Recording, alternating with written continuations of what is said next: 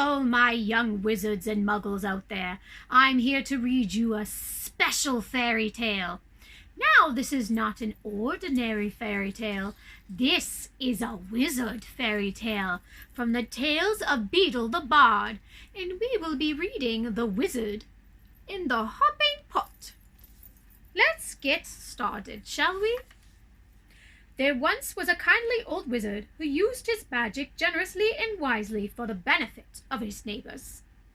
Rather than reveal the true source of his power, he pretended that his potions, charms, and antidotes sprang readily made from his little cauldron he called his lucky cooking pot.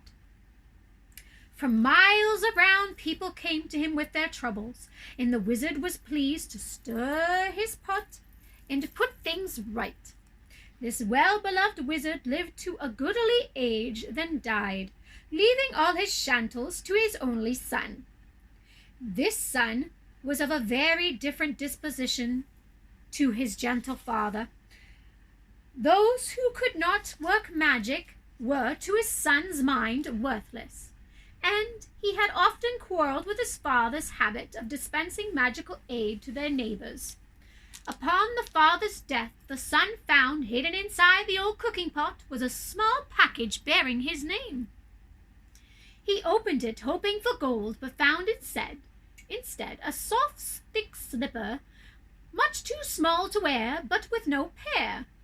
A fragment of parchment within the slipper bore the words, "In the hope, my son, that you will never need it." Now, why would you need one slipper?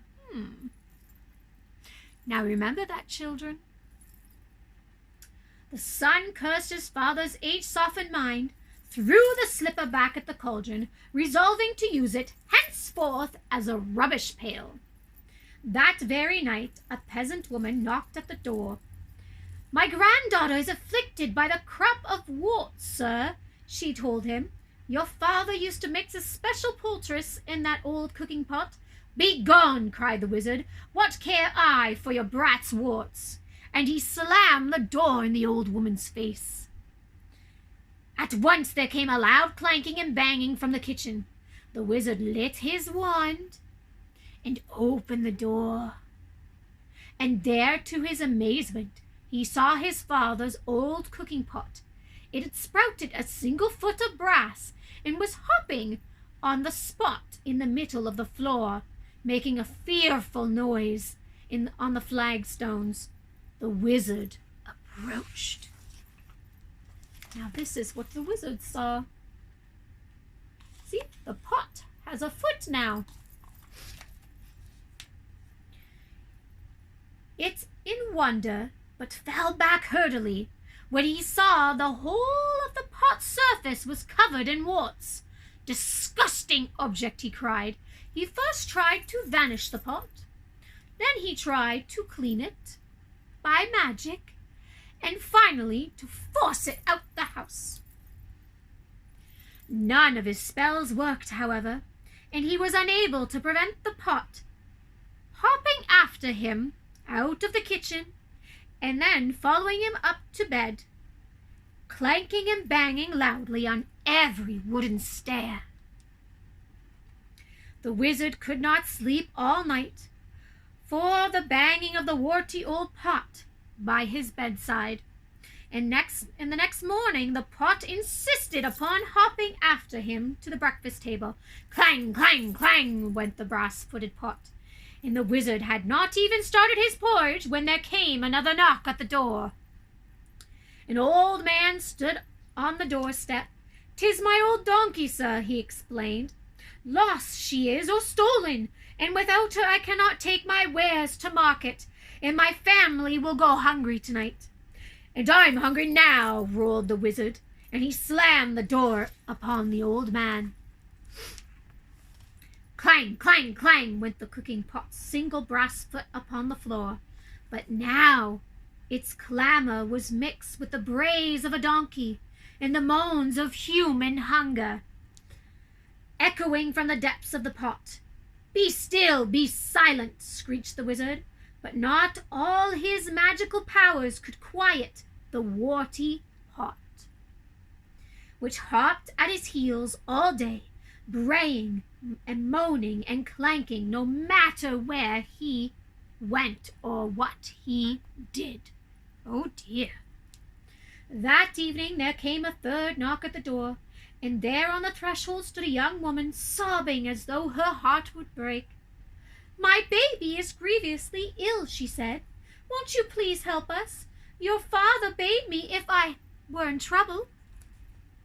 But the wizard slammed the door on her, and now the tormenting pot filled the brim with salt water, and slopped tears all over the floor as it hopped, and brayed and moaned and sprouted more warts. Oh dear, oh dear. Though no more villagers came to seek help at the wizard's cottage for the rest of the week, the pot kept informing him of their many ails. Within a few days it was not only braying and moaning and groaning, slopping and hopping and sprouting warts, it was also choking and retching, crying like a baby, whining like a dog, and spewing out bad cheese and sour milk, and a plague of hungry slurs.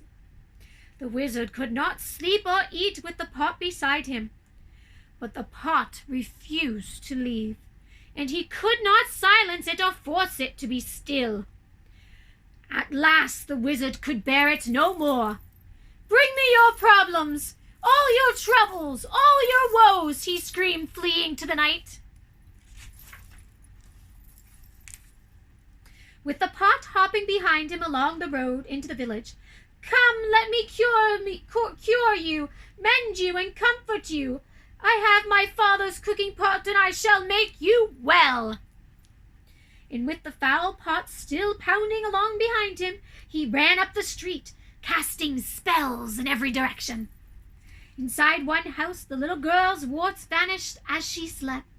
The lost donkey was summoned from a distant briar patch and set down softly inside the stables.